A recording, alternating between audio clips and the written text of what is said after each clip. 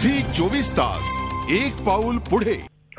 माझा ही बातमी झी 24च्या माध्यमातून समजली। त्याच्यानंतर भरत जाधव यांच्याशी माझं बोलणं झालं मगाशी। त्यांच्याकडे मी त्या निर्मात्यांचे अख्खे डिटेल्स घेतलेले आहेत। निर्मात्यांना त्यांचा फोन बंद आहे, पण मी आमचे लोक औरंगाबादमध्ये पाठवून तो निर्माता मुंबईला कसा येईल आणि जोपर्यंत त्यांनी भरत जाधवची माफी माहिती नाही, त्यांचे जे काही पैसे बाकी आहेत ते दिले नाहीत, तोपर्यंत त्याला कुठल्याही प्रकारचं काम आम्ही करू देणार नाही, ही आमची भूमिका आहे। आणि येणाऱ्या काळामध्ये तुम्हाला दिसेलच की हा बऱ्याच जणांचा प्रॉब्लेम सॉर्ट झालेला असेल। नक्की अमे काही दिवसांपूर्वी गिरीश शोक बाबत एक घटना घडली होती आणि या घटनेत केवळ चेक बाउन्सचा मुद्दा नाहीये, अनेक मुद्दे यात आहेत। ना हरकत प्रमाणपत्र घेतलेलं नव्हतं, डबिंग दुसऱ्याकडनं केलं, अर्धवट शूटिंग झालं होतं, अनेक मुद्दे आहेत। यापुढे अशा घटना होऊ नये यासाठी काही करणार आहे का आता सेना?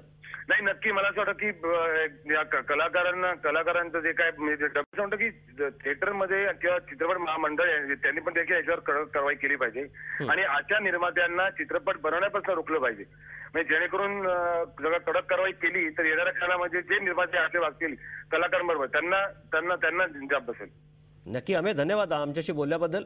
अमे खोपकर, महाराष्ट्र नवनिर्माण चित्रपट सेनेचे अध्यक्ष, त्यांच्याशी आपण बोलत होतो।